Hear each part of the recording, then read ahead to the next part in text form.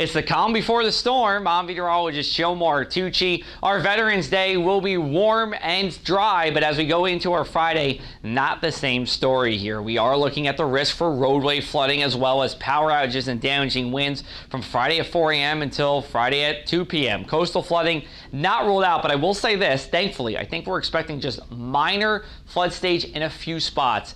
In short, just the most susceptible areas will flood. One that always comes to mind for me, right around West End Avenue and Albany Avenue in Atlantic City. It's going to be those real susceptible places that get the water. Here's a look at our storm timeline. Today for Veterans Day, again, the calm before the storm. It's a warm day. Temperatures are well into the 60s and good for any outdoor ceremonies. Going into Friday morning, different story. A howling wind from the south, lots of rain coming down as well. Damaging winds and coastal flooding will be possible. Going to Friday afternoon, then we're turning drier here, staying mild as well. Really, that cold air doesn't come in until late Saturday afternoon. For our Thursday morning, winds will be from the north and east. We're already starting to turn with our wind directions ahead of our counterclockwise spinning low pressure system that's in the Great Lakes. Temperatures rising through the 40s into the 50s here, so fairly comfortable. And then as we go into our Thursday, highs will be in the mid to upper 60s. Again here, we're going to see thickening clouds, but it won't be like we turn just dark and gloomy for the end of the day. It's going to be this milky look in the sky here as we have a blanket of high clouds overhead. Here's a look at our Veterans Day ceremonies across South Jersey. And if you do serve or if you have served, we do appreciate your service and we do hope that you do enjoy this Veterans Day. As we take a look at our temperatures, we are looking at 60s for the most part here and a good amount of sunshine around for our morning to midday services. And as we go into the afternoon, we'll start to see thickening clouds.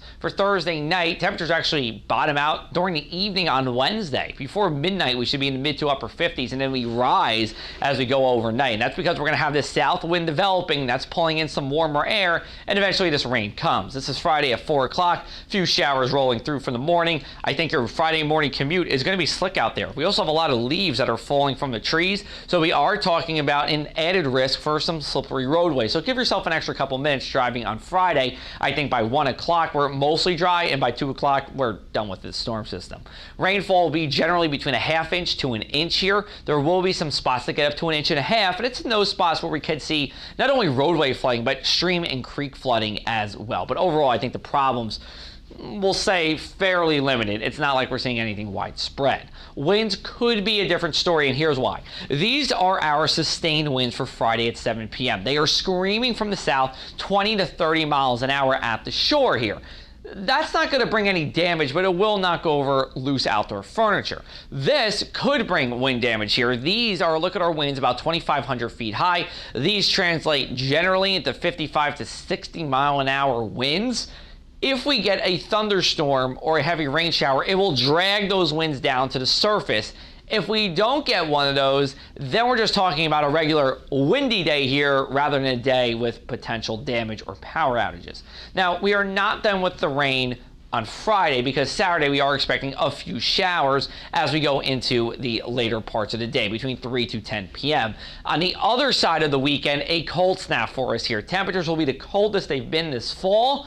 And let's take a look at our inland 7-day forecast to show you what I'm talking about. We do have high temperatures only in the upper 40s for Monday and Tuesday, and we are expecting a few rain showers on Monday as well. And if you're in the northwest corner of the state, I would not be surprised if we're talking about some accumulating snow. Maybe a couple tenths of an inch, but some accumulating snow here. Our average for snow in South Jersey is not until sometime in early December. So if we got snow this time of the year, it would be unusual for us, although not unheard of. Our first snowfall of the year on record at Atlantic City International Airport, November 5th. Let me tell you about this Rutgers football giveaway because we got one more home game left and they could be bowl eligible for this game. So you don't want to miss this one, especially if we win this Saturday against Indiana. So 2 tickets to the game against Maryland, 1 parking pass at the St. George's Church on River Road. It's about 500 yards away from the stadium, and all you have to do is sign up for my weather newsletter at pressofac.com/newsletters. And you can do that at pressofac.com/newsletters or on our weather website. You can also follow me on social media for the latest in South Jersey weather, plus Jersey Shore fun and everything else weather as well.